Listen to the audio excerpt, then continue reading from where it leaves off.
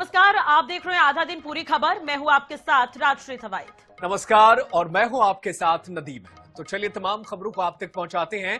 लोकसभा के नेता प्रतिपक्ष और कांग्रेस सांसद राहुल गांधी आज इंदौर के दौरे पर हैं। राहुल गांधी भागीरथपुरा में दूषित पानी पीने से प्रभावित हुए लोगों से मिलने पहुंचे।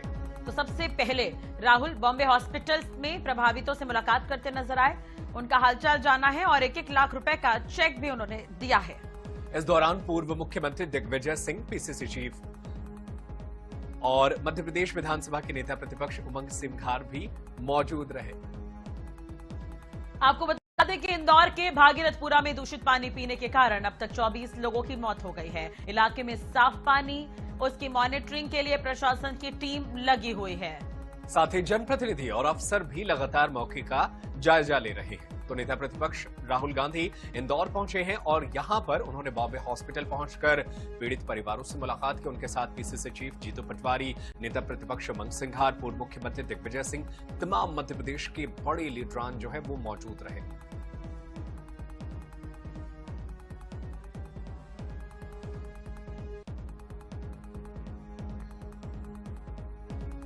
जो इफेक्टेड लोग हैं उनसे अभी मैं मिला हूं, ये हमारे साथ हैं। इनके परिवार में लोगों की डेथ हुई है। इंदौर में साफ पानी नहीं मिल सकता है, पानी पीकर लोग मरते हैं। अलग अलग शहरों में यही हो रहा है। जो सरकार की जिम्मेदारी है, साफ पानी, कम पोल्यूशन, ये सब जिम्मेदारी सरकार नहीं निभा रही है। और यहां पे जिन लोगों ने ये करवाया है, कोई तो जिम्मेदार होगा, सरकार में कोई तो जिम्मेदार होगा जिसने यहां पे मतलब ये काम करवाया है। तो कोई ना कोई रिस्पॉन्सिबिलिटी तो सरकार को लेनी चाहिए। और इनको जो कॉम्पेंसेशन मिलना है, जो इन्होंने इलाज करवाया है, जो सरकार की लापरवाही से हुआ है, तो उसके लिए कॉम्पेंसेशन, इनकी मदद तो पूरी करनी चाहिए। चलिए बात कर लेते हैं इसी बीच बड़ी और अहम खबर की। तो महिलाओं पर दिए बयान पर फूल सिंह बरैया की सफाई। कहना है फूल सिंह बरैया का कि ये मेरा निजी बयान है। बिल्कुल, ये बड़ी खबर आप तक पहुंचा रहे हैं। उन्होंने कहा है कि मैंने जो ग्रंथ में लिखा है वो बताया है। फूल सिंह बरैया ने विवादित बयान दिया है और अब वो कह रहे हैं कि मैं महिलाओं का सम्मान करता हूं, वो मेरा निजी बयान है, मैंने महिलाओं के खिलाफ गलत नहीं बोला है। फूल सिंह बरैया ने ये अहम बात कही है। तो फूल Singh Baraiya SC ST OBC महिलाओं के साथ रेप क्यों हो रहा है, इस पर बात रखते हुए नजर आए और विवादित बयान दिया। फूल सिंह बरैया अब इस बयान पर माफी नहीं बल्कि अब सफाई पेश कर रहे हैं। दरअसल फूल सिंह बरैया का यह कहना था कि जो खूबसूरत महिलाएं हैं उनके साथ रेप हो जाता है। SC ST और OBC की महिलाएं एवरेज दिखती हैं तो सुरक्षित हैं। ये कहते हुए नजर आए थे कि धर्म ग्रंथ में लिखा है कि अगर आप तीर्थ नहीं जा पा रहे हैं तो SC ST और OBC की महिलाओं के साथ सहवास कर लीजिए, वो तीर्थ के बराबर होता है। तो ये उलट पलट बेशर्मी भरा बयान और घिनौना बयान फूल सिंह बरैया का, लेकिन माफी नहीं मांगी, ऊपर से सफाई देते नजर आए। बिल्कुल, ये देखिए अपने बयान पर किस तरीके से ये लोग कायम हैं और ऊपर से सफाई पेश कर रहे हैं। कहना यह है कि मेरे बयान को बिल्कुल उल्टा पेश किया गया है और महिलाओं के लिए इतने नीच शब्दों का इस्तेमाल किए जा रहे हैं और इसे निजी बयान बताया जा रहा है, बल्कि इस पर कायदे से माफी मांगनी चाहिए थी। नहीं, इसमें महिलाओं की ऊपर अभद्र टिप्पणी कहाँ है? ये तो महिलाओं के पक्ष में खड़ा हूं, नहीं मैं महिलाओं के पक्ष में खड़ा हूं कि नहीं? और कितनी महिलाओं के पक्ष में खड़ा हूं मालूम है? 23 करोड़ वोट तो SC ST का है और मोस्ट OBC का 24 करोड़ है। सबको मिला दें हम 47 करोड़, 7 और करोड़ छोड़ दें, 40 करोड़ के लोगों की महिलाओं का मामला है। जैसे कोई व्यक्ति जा रहा है, अकेला दुकेला है या कोई कैसा भी है, किसी हालत में सिरफरा भी हो सकता है, वहाँ कोई लड़की अकेली मिल गई, वो लड़की बाई द वे खूबसूरत है, तो उसके साथ वो बदसलूकी कर सकता है और भी घटना कर सकता है। ये तो समझ में आती है। लेकिन 4 साल की बच्ची, 2 साल की बच्ची, एक ही बिरादरी, एक ही कम्युनिटी की लगातार रेप हो रहे हैं, तो इसके ऊपर कोई ना कोई तो बात करेगा नहीं। तो ये मैंने बात की है। सनातन सेना के राष्ट्रीय अध्यक्ष भगवती प्रसाद शुक्ल का बड़ा बयान सामने आया है। उन्होंने एमएलए फूल सिंह बरैया को लेकर कहा, वो फूल सिंह नहीं है, झूठ सिंह बरैया है। इस भाषण शैली से उसके दिमाग की उपज का पता चलता है। आगे वो कहते हुए नजर आए कि कांग्रेस हमेशा महिला शक्ति को टारगेट करने का काम करती है। ये लोग सनातन को टारगेट करने के लिए कहीं से फंडिंग ले रहे हैं। अगर फूल सिंह बरैया ने माफी नहीं मांगा तो राष्ट्रीय हिंदू सेना, सनातन हिंदू सेना जो है उसे जूते की माला पहनाएंगी। अब ये भी बात की जा रही है और उनके बयान का विरोध हो रहा है।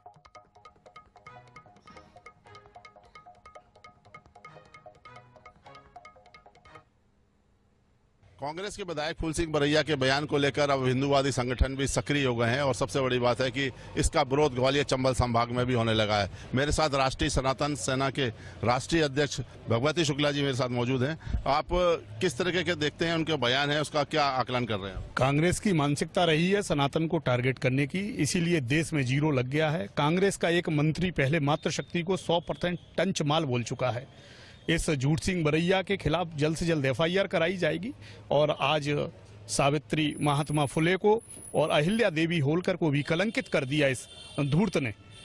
इसको जूतों की माला पहनाकर राष्ट्रीय सनातन सेना पूरे हर जगह घुमाएगी अगर जो माफी नहीं मांगता है। कांग्रेस भी पार्टी से तुरंत बाहर करे, नहीं तो बोले कि ये बयान कांग्रेस का है। मंत्री जी ने कहा कि अभी चूंकि अब नवरात्र दुर्गा भी शुरू होने वाली है, भारत में जो सम्मान होता है महिलाओं का, बच्चियों का, उसको उन्होंने एक प्रतिकूल टिप्पणी की है। बिल्कुल भारतीय जनता पार्टी के संस्कार हैं और देश की धरोहर और हमारी मातृशक्ति की पूजा का विधान जो माननीय प्रधानमंत्री के नेतृत्व में चल रहा है, देश विकास कर रहा है और देश संस्कारवान बन रहा है। तो ये राष्ट्रीय सनातन सेना है जो कि विरोध जता रही है और सबसे बड़ी बात है कि ये लगातार यहाँ पर जो विरोध हो रहा है ग्वालियर चंबल संभाग में, और कांग्रेस के विधायक फूल सिंह बरैया को लेकर जो टिप्पणी उन्होंने जो की है उसका प्रतिकूल असर भी यहाँ देखने को मिल रहा है और हिंदू संगठन इसमें एकजुटता भी दिखाने वाले हैं और लगातार इसमें आपराधिक मामला दर्ज करने की बात भी कह रहे हैं। कैमरामैन अजय उपाध्याय के साथ जावेद खान, INH न्यूज ग्वालियर। चलिए बात धमतरी की कर लेते हैं, जहां पर बीते 10 दिनों में धान की तस्करी और हेराफेरी पर लगातार सख्त कार्रवाई की गई है। जिला प्रशासन के संयुक्त टीम की लगातार छापेमारी, 40,000 क्विंटल से ज्यादा का अवैध धान जब्त किया गया है। तो गड़बड़ी करने वाले 8 राइस मिलों को सील कर दिया गया है। 10 धान कोचियों पर कार्रवाई की गई है। एक समिति प्रबंधक को और एक ऑपरेटर को नौकरी से बर्खास्त कर दिया गया है। वहीं मगरलोड की महिला खाद्य निरीक्षक को निलंबित किया गया है। तो धमतरी में लगातार जो है जिस तरीके से धान तस्करी के मामले सामने आ रहे थे, अब कार्रवाई लगातार जारी है।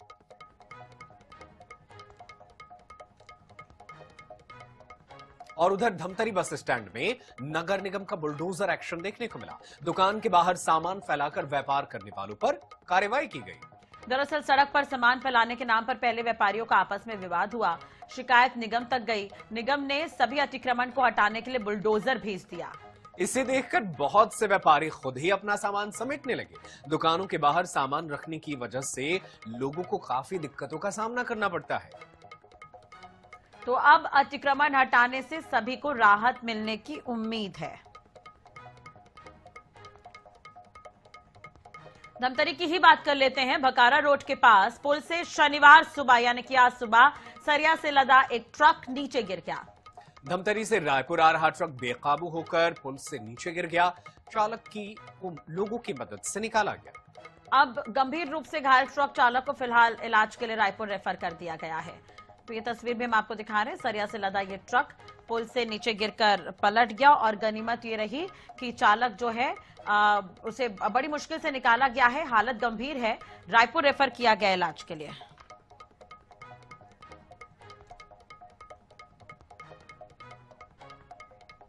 और उधर झाबुआ जिले में इंदौर अहमदाबाद नेशनल हाईवे 47 पर अज्ञात वाहन ने तेंदुए को टक्कर मार दी। हादसे में तेंदुए की मौके पर मौत हो गई। हादसा काली देवी थाना क्षेत्र के ग्राम बुराडा के पास हुआ है। टक्कर के बाद वाहन मौके से फरार हो गया। वाहन चालक और तेंदुए का जो शव है उसे देखकर ग्रामीणों ने तुरंत वन विभाग को सूचित किया। सूचना मिलते ही वन विभाग की टीम मौके पर पहुंची। वन विभाग का कहना है कि पोस्टमार्टम रिपोर्ट के बाद आगे की कार्रवाई तय की जाएगी।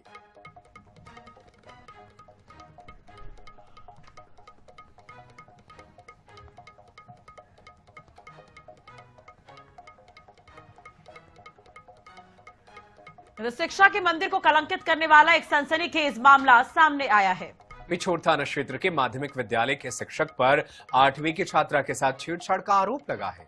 तो पीड़ित छात्रा के परिजनों ने शिक्षक पर छेड़खानी के गंभीर आरोप लगाए हैं और इस पूरे मामले में परिजनों ने पिछोर थाना में एक शिकायती आवेदन भी दिया है। पुलिस ने शिक्षक को गिरफ्तार कर लिया है और उसे कोर्ट में पेश किया गया है। यह कोर्ट ने आरोपी शिक्षक को जेल भेज दिया है।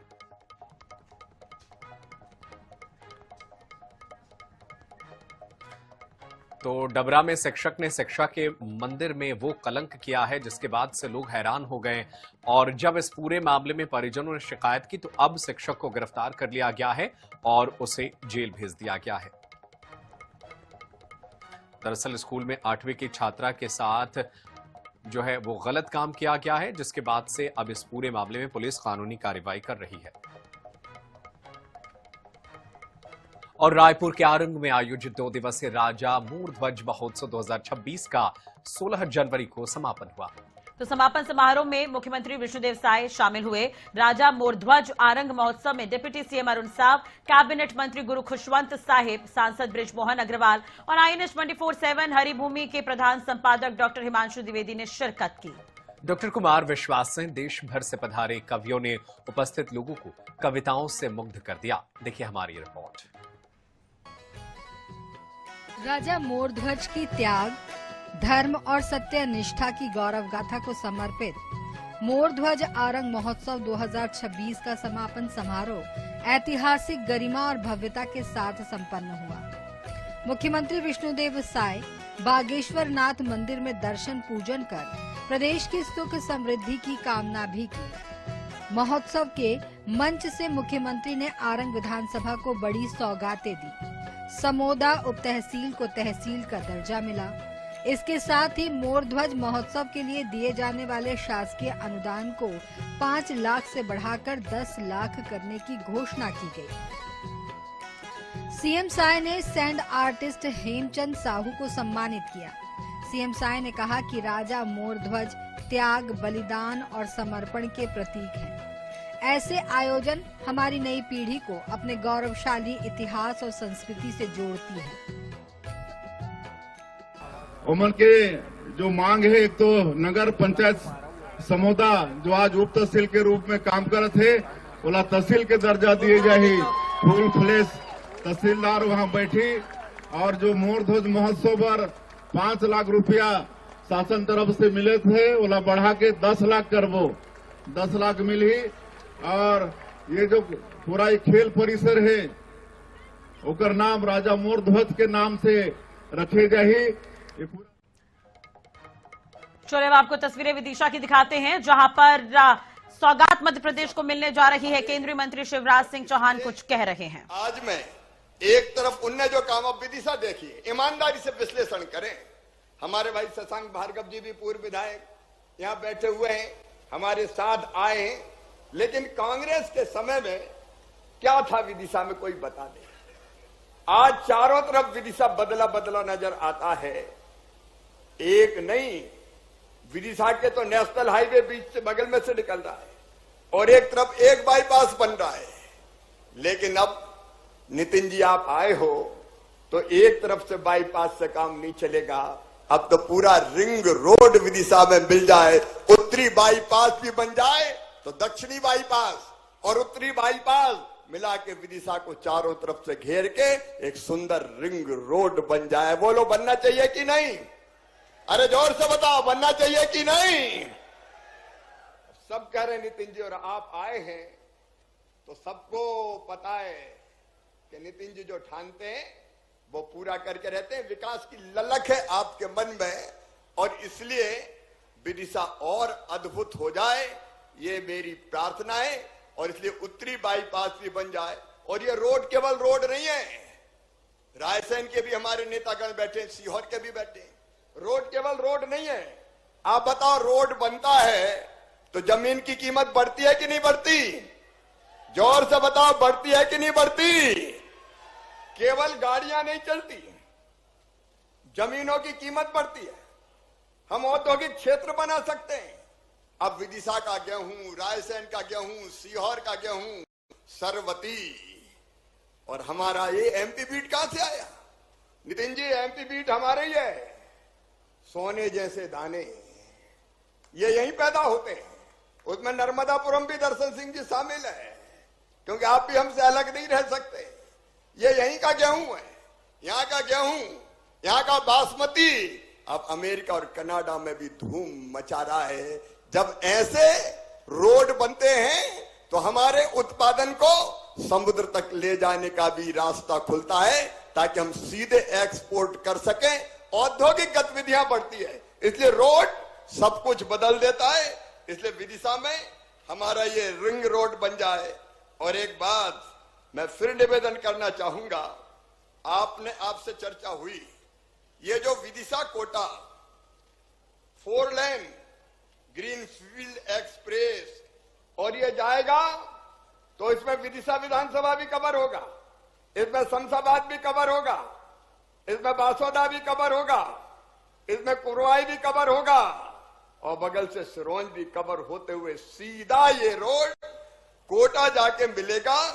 और ये सीधे भोपाल कानपुर, लखनऊ कानपुर और दिल्ली मुंबई एक्सप्रेस वे को जोड़ देगा और 75 किलोमीटर की तो दूरी कम हो जाएगी इस ग्रीनफील्ड एक्सप्रेस वे से, और 4.5 घंटे का समय बचेगा। एक नया प्रगति और विकास का नया अध्याय प्रारंभ हो जाएगा। और इसलिए मेरा आपसे निवेदन है कि इस विदिशा कोटा सागर तक, लता जी सागर को छोड़ेंगे नहीं, वो भी साथ में रहेगा।